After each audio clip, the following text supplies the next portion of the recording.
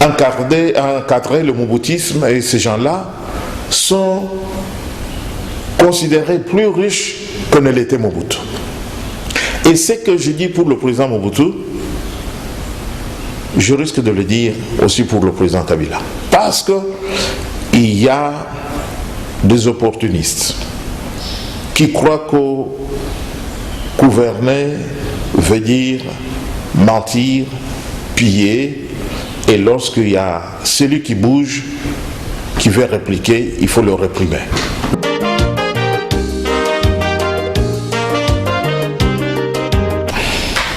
Ou vous dites qu'un arbre est bon, donc ses fruits sont bons. Lorsque vous dites qu'un arbre n'est pas bon, c'est que ses fruits ne sont pas aussi bons. Parce qu'on reconnaît la qualité d'un arbre par ses fruits.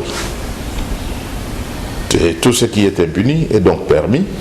Et s'il n'arrive pas à ceux-là qui ont l'habitude de commettre des fautes, et si ces gens-là ne sont pas inquiétés, c'est comme aujourd'hui, en tant que fils de ce pays. S'il m'arrive qu'en observant, je vois que malgré la démocratie, pour laquelle je me suis battu pendant 30 ans, n'est pas de mise, que je me dise, bon écoutez, qu'est-ce que je dois faire? Je bloque le Kasaï, je bloque le Katanga, et puis je dis, bon écoutez, la rébellion recommence. Pourquoi le ferais-je?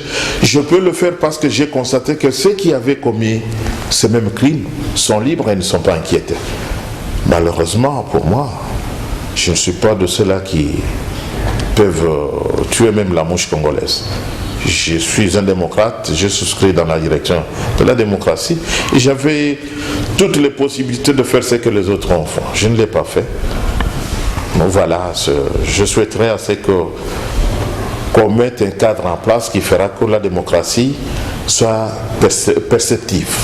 Voilà.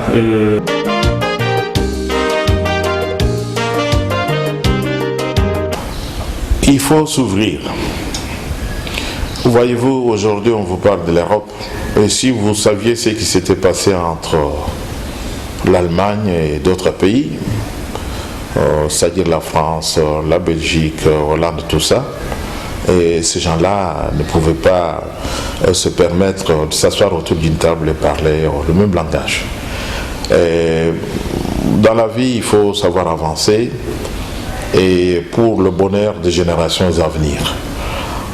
Nous devons nous ouvrir, nous devons nous entretenir, chercher à garder de bonnes relations avec les pays qui se sont résolus à peut-être venir nous aider à chasser les dictatures dans notre pays et installer la démocratie parce qu'ils ont la démocratie, parce qu'ils avaient la démocratie chez eux.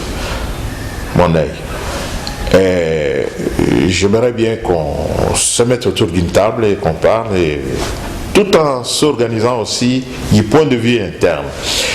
On ne nous respectera que le jour où on saura qu'avant de venir attaquer le Congo, qu'il y a une armée mieux organisée, mieux équipée, mieux payée, et qu'il y a les services de renseignement qui sont au niveau de prévenir à temps et faire des analyses qui feront que lorsqu'on est attaqué et qu'on sortira vainqueur.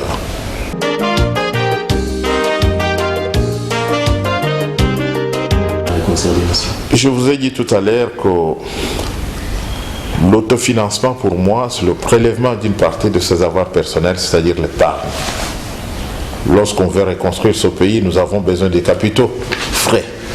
Et ces capitaux ne viendront pas, je ne sais, j'aimerais bien me taire, même s'il y a des gens qui ont payé et qui sont très riches dans ce pays.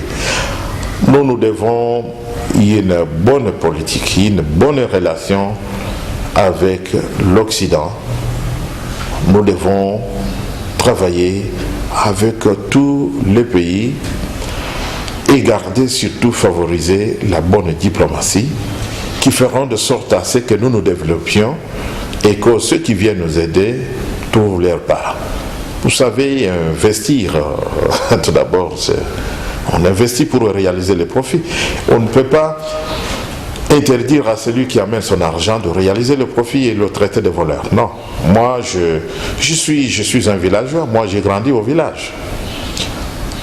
C'est toujours la loi du plus fort et le plus faible. Et quand on reconnaît cela est plus fort et que je suis le plus faible, il faut savoir s'aligner. À un certain moment, moi, au village, autour du feu le matin, on prépare les foufous et on donne chacun un morceau de viande. Mais quand je mange, je dois faire attention parce que je dois garder un petit morceau pour notre aîné. Et une fois que les parents se dégagent de là, bon, tout quoi attend, voilà, c'est que... Et chacun donne. Et sur la route de l'école, lorsqu'il y a quelqu'un qui veut me déranger, le grand frère est là. Il dit, oh, stop, what you doing? Et si je mange tout, et sur ma trappe, on va me tabasser, il est là, il fera semblant. Est-ce que vous allez me dire que ça vient de l'Occident? C'est lorsque vous parlez du capitalisme, vous parlez de ceci, cela? Non, c'est la loi du plus fort. Moi, je suis faible, je m'aligne. Je ne vais pas chercher à faire de... parce qu'on va me cogner. Mais par contre, lorsque je suis en bon terme avec celui qui a, il mange, je mange. Je vais vous dire une chose. Lorsque j'étais étudiant en Europe, j'avais une femme et des enfants. Je pouvais me faire importuner là où j'allais balayer les bureaux. J'étais plongeur. Je ne plongeais pas dans les piscines. Hein. C'était à la cuisine, nettoyer les assiettes et tout ça. Mais écoutez, je tombais parfois sur quelqu'un qui n'avait même pas terminé son école primaire. Qui m'insultait, tout ça, mais je devrais nettoyer les assiettes pourvu que je sois payé. Et quand je rentre, j'ai dit, au moins pendant la semaine, on a mangé, qu'on mange au moins un peu de beefsteak. À la table, tu verras mon enfant avec la fourchette. Et puis ça, ce n'est pas bon. Il jette ça par terre. Mais si l'enfant savait ce que je subissais pour que ce beefsteak soit sur la table, il faut savoir s'écraser à un certain moment. Et c'est ça, la loi du plus fort et plus faible. Hein. Je dois vous dire sincèrement, le bon sens me conduit à vous dire que nous devons une collaboration saine avec la communauté externe. Nous seuls, nous ne pouvons pas nous développer. Et le jour où nous allons leur démontrer que nous voulons nous organiser nous-mêmes, je vous assure que personne ne nous laissera faire quoi que ce soit. C'est ça la loi du plus fort. Et c'est ça qui faisait que lorsqu'on mangeait le morceau de viande, on devrait garder un morceau pour le grand frère. Et voilà.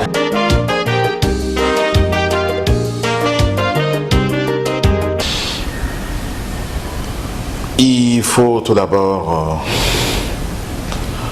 leur accorder le temps de s'organiser, de chercher la possibilité de faire ce que souhaiterait voir se réaliser chaque Congolais.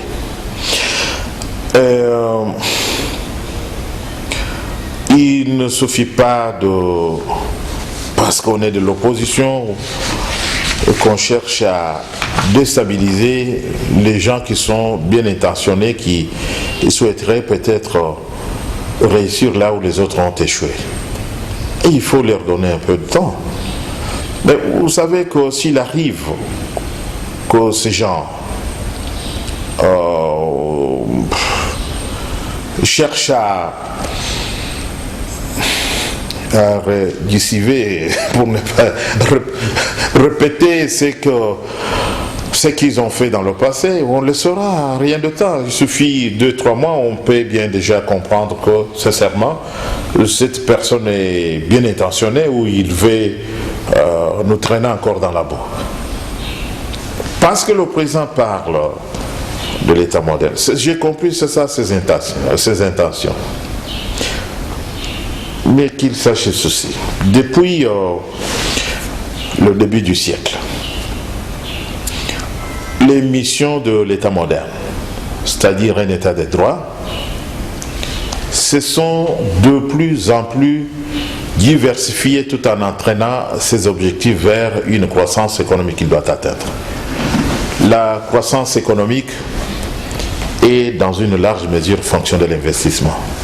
Mais la composante la plus appréciée de l'investissement, c'est le capital. C'est-à-dire en Chilba, on dit Katukobianza. Kadikafila, Bukola, Boadito. Fezanjo inaleta kama hendeleo. Kiako, kiangani.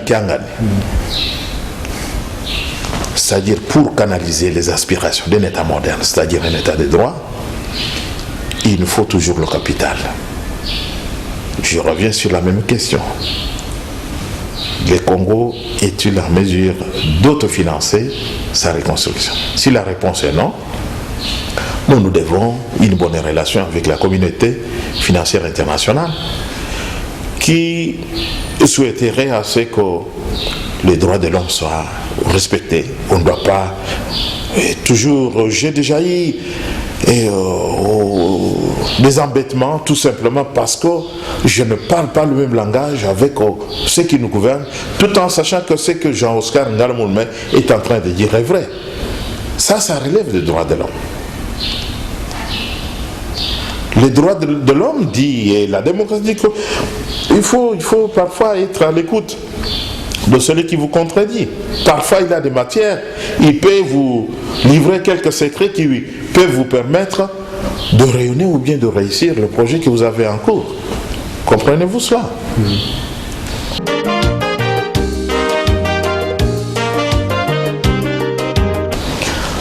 Moi je vous dirais tout simplement que les formes devant revêtir les bonnes relations entre toutes les filles et fils de ce pays sont à la portée de ceux qui y pensent, de ceux qui y souscrivent et pensent en ce sens. Ce pays ne sera jamais reconstruit dans un climat de haine, d'exclusion et de vengeance. Je ne suis pas le président de la République. Je ne suis qu'un simple citoyen qui est heureux aujourd'hui parce que la démocratie, quels que soient les hauts et les bas, est de mise dans notre pays. Qu'il réalise que les Congolais qui souhaitent voir ce pays retrouver sa confiance et son espoir ne relèvent pas seulement d'une seule région. Je suis du Kasaï. Je sens que le Kasaï est souvent écarté. Vous savez que je suis Moulouba? Oui. Vous le savez bien. C'est très bien de vous le dire. Ben, je n'aimerais pas que je sois considéré ou déconsidéré de par mon origine, mais que je sois traité en tant que valeur morale dans la société, où je suis compétent ou je ne le suis pas. On ne peut pas me refuser telle ou telle possibilité d'exercer dans le pays parce que je suis Moulouba, parce que je suis Mongala, parce que je suis Motetela, je suis tout ce que vous voulez. Et ça, c'est mon deuxième combat, l'anti-tribalisme. Il appartient au président de la République d'être un peu sensible sur ce plan-là. Le Kasaï n'a jamais été son affaire. Je le dis publiquement, vous voyez, c'est la presse. C'est ce que j'ai constaté. Il rejette ou il se méfie de gens du Kasaï. Et pourtant, voyez-vous qu'on nous appelle du centre. Et moi, je me sens du Congo tout court, et on me dit que je suis du centre.